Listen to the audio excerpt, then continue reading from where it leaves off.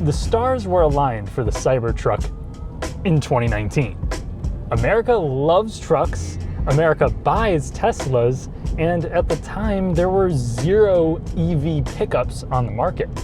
This had more of a buzz going than the people who approved of the design, but now that the hype train has run out of steam, it's time for an evaluation.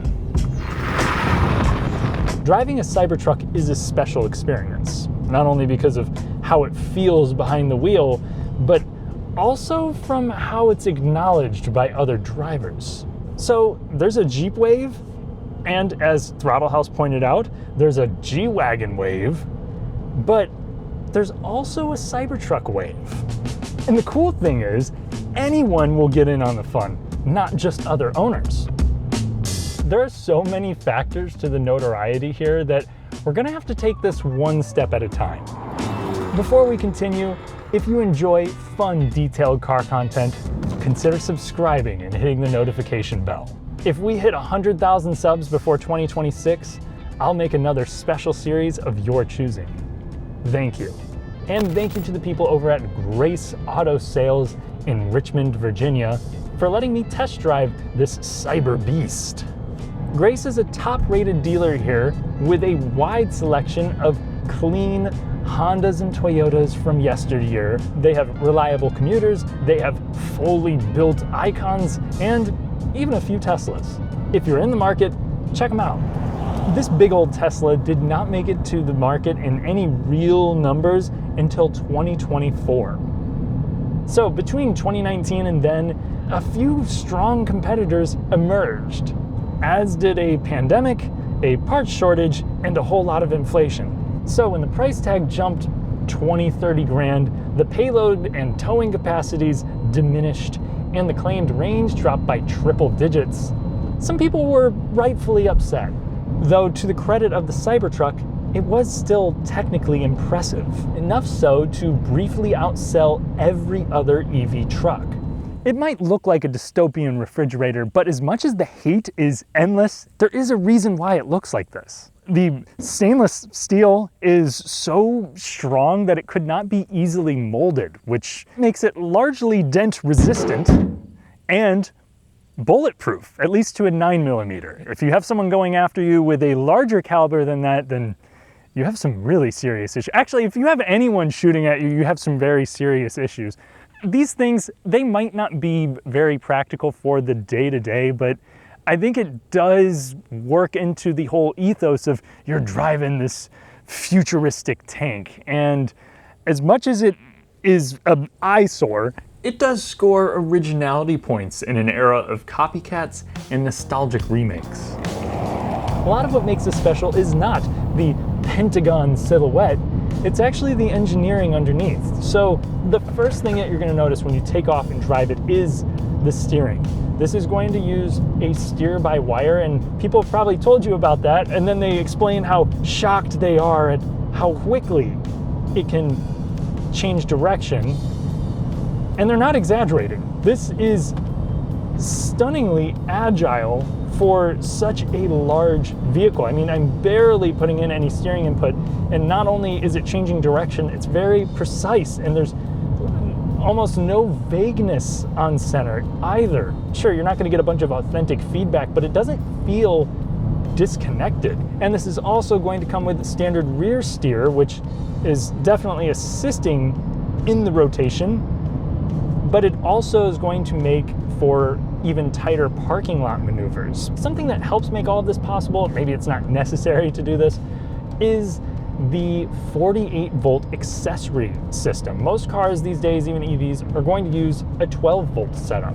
This means that you don't need to run as much current, and it actually helps lower the weight of the vehicle. This weighs still almost 7,000 pounds, but compared to other EV trucks in this category, it's dainty. While it does take some getting used to, it isn't darty, and tight U-turns require little input. To those wondering, steer-by-wire is a trusted tech in the aviation world, and there are 2 steering motors here for redundancy purposes. Regardless of the drive setting that you're in, I think it has a really nice heft, and it's just crazy to feel how nimble such a large vehicle can be. part of the magic here is definitely coming from the available adaptive air suspension. So if you go with the standard rear wheel drive model, you'll just have a static setup, but here I can lift this up to have great ground clearance off-road. Throwing it into Beast lowers the suspension a little bit, and while I think Elon Musk's claims that this is going to be faster than a sports car, maybe in a straight line, oh good lord, sure, but around corners it feels sharp for a truck, but it does still feel heavy. It does not completely shed that. I was expecting a little bit more body roll, but you're still going to understeer. When I chill out, my tri-motor example is forgiving over potholes and more smooth than any traditional body-on-frame truck that I've ever driven. You can partially thank the independent axles and unibody construction for that. One of the cool things about the suspension setup is the geometry. This uses an anti-dive setup where the strut up front is tilted, so it stays pretty flat as you come to a stop. But if you poke the throttle of the Cyberbeast model, the truck will Carolina squat without hesitation. Let's dive into that performance. I think this is one area where the truck really has delivered on the original promise. So you can choose from a rear motor, dual motor, or tri-motor setup. And that is essentially best described as quick, fast, and felony. Here's the reaction of my girlfriend, who originally thought this had 300 horsepower. Oh my shit! What the f was that? 60 miles per hour with 2 people in the car, an incline, and just 20% state of charge came up in 3 seconds. In ideal conditions, you can expect 2.6. If you don't need the 830 horsepower Cyberbeast, Tesla makes a rear drive version using a permanent magnet motor or a dual motor all-wheel drive configuration. With the dual motor, it's going to prioritize the rear, and then it has an AC induction motor up at the front. They do that because there's less drag when it's just operating in rear wheel drive mode. The Cyberbeast, interestingly enough, flips it. It uses a permanent magnet motor up front, so it's actually front-wheel drive most of the time. And then around the rear, they use 2 AC induction motors. That way, it's always ready to run as 4-wheel drive. Underneath, you're going to have 123 kilowatt hours to work with, and this is going to give you roughly 250 to 300 miles of range in good conditions. We're going to talk about what happens when you tow later. Here today, I've done about 75 miles, and it's taken me down about 25%. That's not too shabby, but they quoted this at, I think it was 500 miles at the debut, up to 500 miles, and it's just nowhere close to that. And then I think they probably realized that it would never get near that with the kind of battery that they were hoping to put underneath it. Maybe if they went the GM route and just threw 220 kilowatt hours at it, we would be having a different conversation. But in order to achieve that, they were like, oh, let's just throw another battery in the bed. There's so many questions about cooling and like just how are you hooking that up? Is it, going to take days of labor to install it?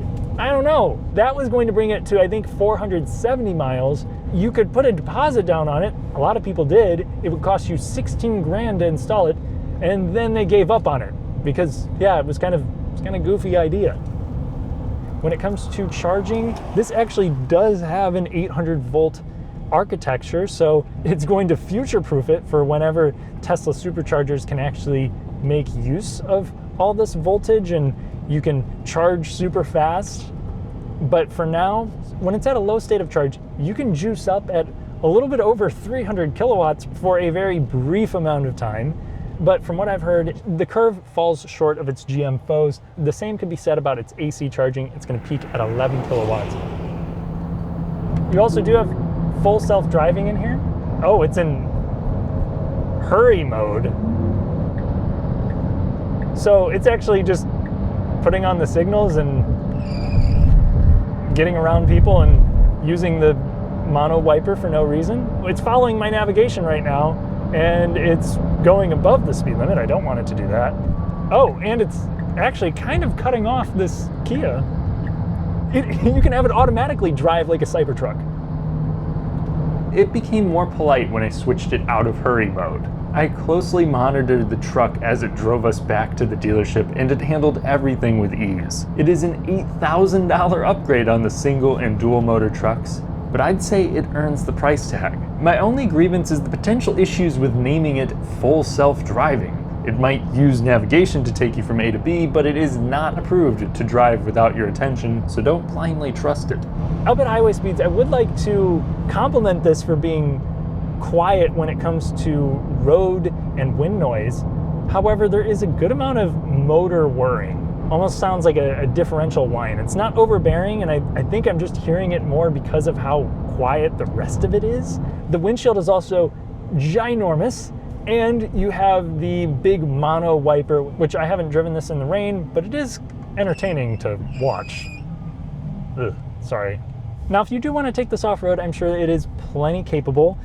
Whether you go dual or tri-motor, you're going to have a front and rear locking differential. Up front, it is actually a mechanical setup with the permanent magnet motor, but since I have the tri-motor, it's going to act as a torque vectoring unit with the individual motors.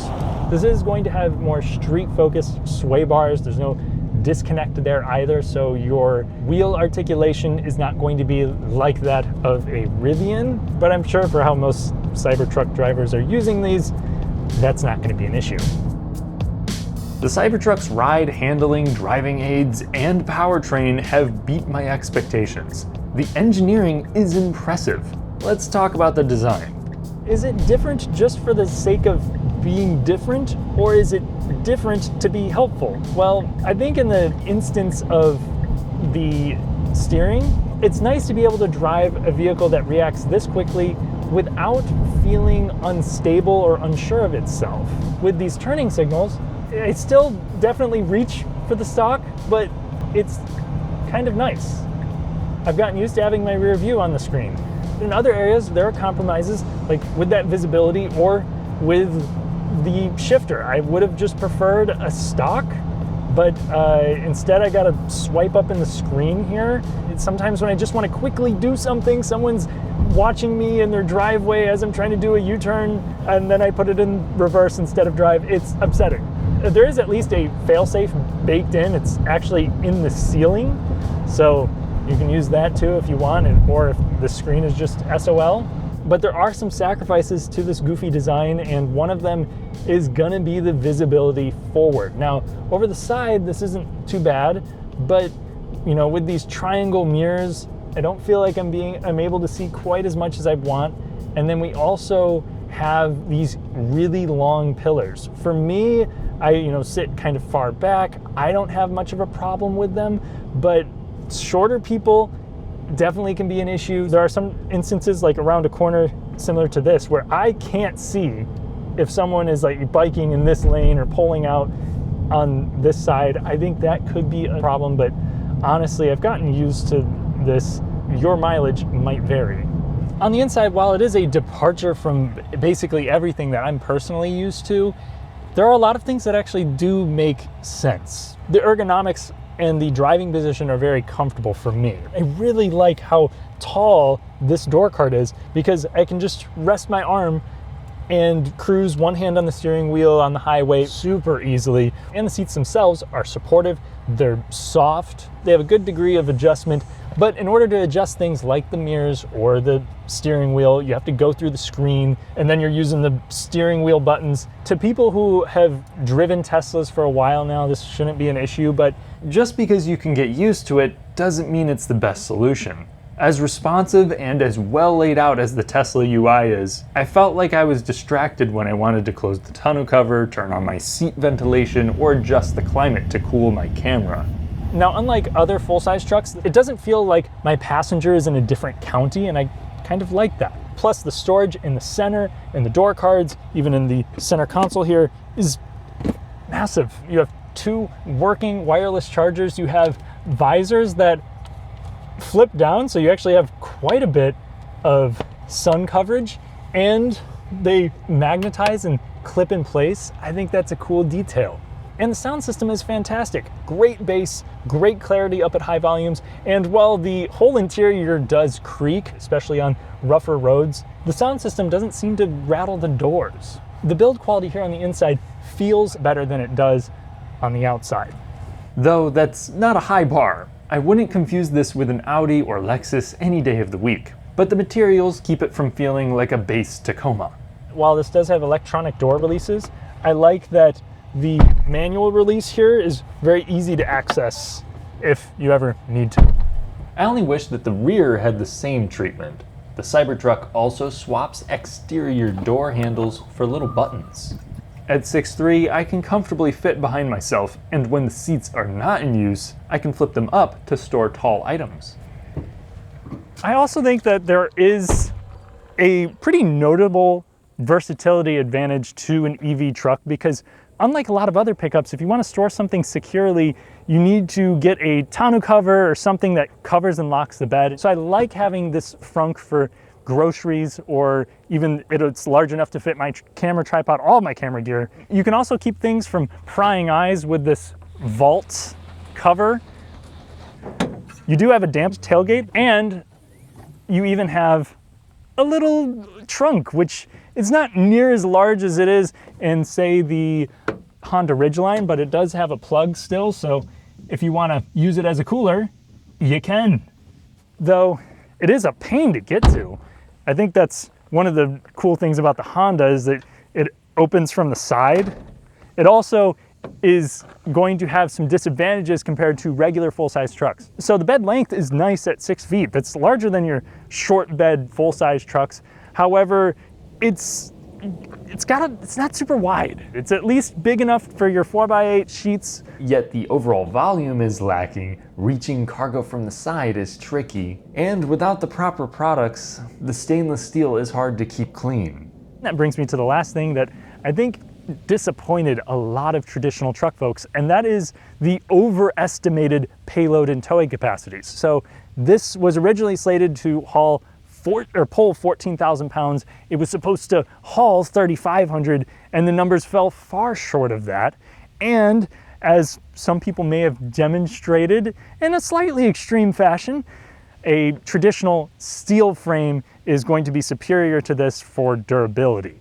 I do think it's worth mentioning that a lot of people have towed with these and not had that issue, but nonetheless, it sparked controversy, as did the range when you're towing. And this is not just a Cybertruck problem, but with still a decent sized battery, this gets you about 100 comfortable driving miles while you're towing before you need to charge up again. And because the charging port is not up front and you're going to really be hard pressed to find a pull through supercharger, you're gonna have to unhook your trailer every time you want to fill this up.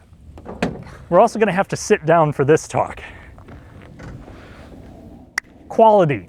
So people have, ever since this debuted, experienced quite a few smaller issues and then some larger powertrain and drivetrain problems. The most prominent issue seems to be exterior panels falling off. There is a recall for that, but there are numerous NHTSA complaints over unavailable parts to complete the fix too. There was also a spooky throttle pedal recall. NHTSA also shows many windshield wiper problems, which seems to have been addressed via update, and in select cases, people had rear motor inverter failures. After that first year, it seems like a lot of the initial serious woes that people were facing have died down, but many of them resulted in buybacks, where Tesla was paying folks an exuberant amount of money to take back the truck because they just could not fix it. That all being said, if you're looking at satisfaction rates on Edmunds and Consumer Reports, they're really high. Now there is a little bit more mixed opinions on cars.com, but what this all tells me is that most people are not being left out to dry. The last question to answer is about safety. People claimed that this would be a danger to its passengers because of the exoskeleton. However, the Cybertruck was recently tested and it earned a 5-star rating in the US. Tesla's first truck has had many self-placed hurdles to overcome. It started with overpromising and under-delivering on key numbers, then it was the design sacrifices, then the quality control woes, but even as it was working past those, Elon Musk's political foray might have been the kill shot. The Cybertruck has to deal with more than its own polarizing image. It has to deal with being a symbol. Regardless of how cool the technical specifications might be for geeks like me, a lot of people see it and either, one, hate how it looks, or two, hate Elon Musk. Combine both of those together and you have a vehicle that simply pisses off a lot of folks, like just for existing. I was filming with this in the parking lot. I had one person pull up in a motorcycle and he saw the dealer plate, I'm sure, on there, and he just says, "Don't buy it." Drives off. I've never had that happen before. I've had a lot of other things happen, but not that. The story of the Cybertruck is a frustrating one. It's not the best workhorse, but it's very practical, it drives shockingly well, it packs unique attributes, and the dual motor version is priced very competitively.